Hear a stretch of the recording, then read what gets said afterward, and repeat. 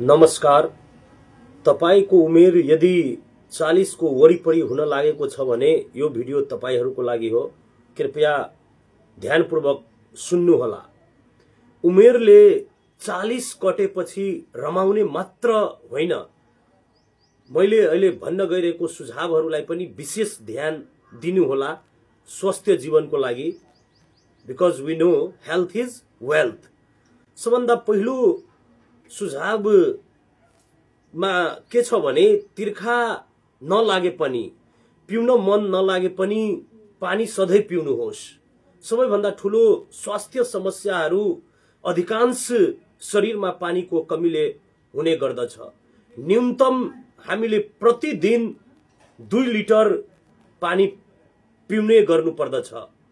र सेकेन्ड सुझावमा आफ्नो शरीरलाई बढी भन्दा बढी काममा लगाउनुहोस्।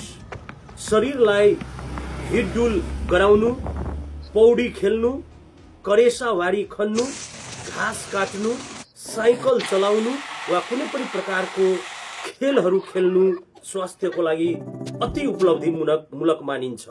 र अर्को तेस्रो सुझावमा खाना कम खानुहोस्।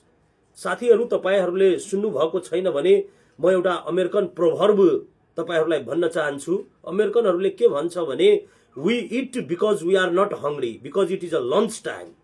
We eat because we are not hungry because it is a lunch time. यो प्रोभर्बले के भन्छ भने सही समयमा हामीले खाना खानु पर्दछ। खाना कम खानुहोस्, अधिक खानाको तृष्णालाई छोड्नुहोस्, किनकि यो कहिल्यै राम्रो हुँदैन। आफूले आफूलाई वञ्चित पनि नगर्नुहोस्, तर खानाको मात्रा घटाउनुहोस्। प्रोटिन, कार्बोहाइड्रेट, फ्याट, मिनरल्स र भिटामिनमा आधारित सन्तुलित खाद्य पदार्थ प्रयोग गर्नुहोस्। सक्नुहुन्छ भने हप्तामा 1 दिन फास्टिङ गर्नुहोस्। That is very much good for health.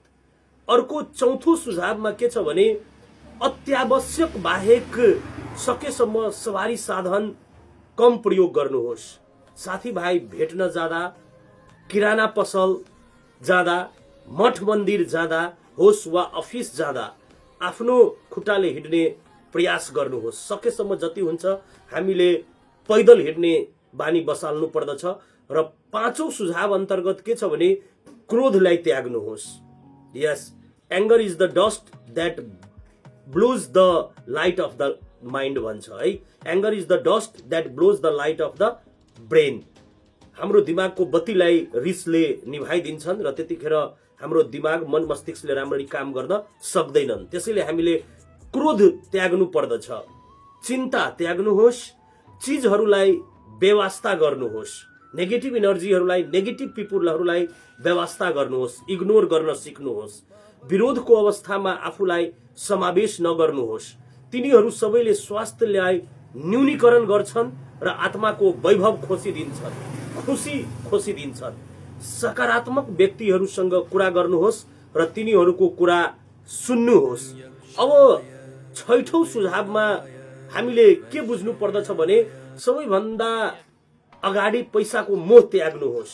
यस, पैसाको मोह हामीले त्याग्न सक्यौं भने हामीले आफ्नो स्वास्थ्यलाई अवश्य पनि राम्रो गर्न सक्छौं। आफू वरिपरिका मानिसहरूसँग मिल्ने जुल्ने प्रयास गर्नुहोस्, बोल्नुहोस्, हाँस्नुहोस्। पैसा जिउनको लागि बनाइएको हो, पैसा नै जिन्दगी होइन। र सातौं सुझाव, आफूले आफूलाई कुनै प्रकारको दुखी नमान्नुहोस्। न कुनै यस्तो चीज जुन तपाईले प्राप्त गर्न सक्नु भएन, न यस्तो कुनै चीज जुन तपाईले आफ्नै लागि गर्न सक्नु भएन। यसलाई व्यवस्था गर्नुहोस् र यसलाई बिर्सनुहोस्। जे छ त्यसमै खुसी हुने प्रयास गर्नुहोस्। आठौं सुझाव, पैसा, पद, प्रतिष्ठा, शक्ति, सुन्दरता, प्रभाव यी सबै अहंकारले भरिने कुरा हुन्। त्यसैले नम्रता सिक्नुहोस् र नम्रता त्यो हो जसले मानिसलाई प्रेमको साथ आफू नजदिक ल्याउँदछ। नवौं सुझावमा तपाईको कपाल फुल्दैमा, यस, तपाईको कपाल फुल्दैमा जीवन समाप्त हुनु भनेको पक्कै पनि होइन। यो एक राम्रो जीवनको सुरुवात भएको हो। आशावादी बनौं, स्मृतिमा बाँचौं, घुमौं, रमाऔं, जिन्दगी सम्झनाको लायक बनाउनुहोस्। 10औं सुझावमा आफूभन्दा सानालाई प्रेम, सहानुभूति र आफ्नोपनले मिल्ने जुल्ने गर्नुहोस्। कुनै व्यङ्ग्यात्मक कुरा नगर्नुहोस्। आफ्नो अनुहारमा मुस्कान राख्नुहोस्। विगतमा तपाईँ जति नै ठुलो पदमा भए पनि वर्तमानमा त्यसलाई बिर्सेर सबैसँग मिलजुल भएर बस्नुहोस्। स्वस्थ शरीर, स्वस्थ मन र स्वस्थ जीवन भन्दा ठुलो केही पनि छैन। धन्यवाद। See you in the next video. Bye bye.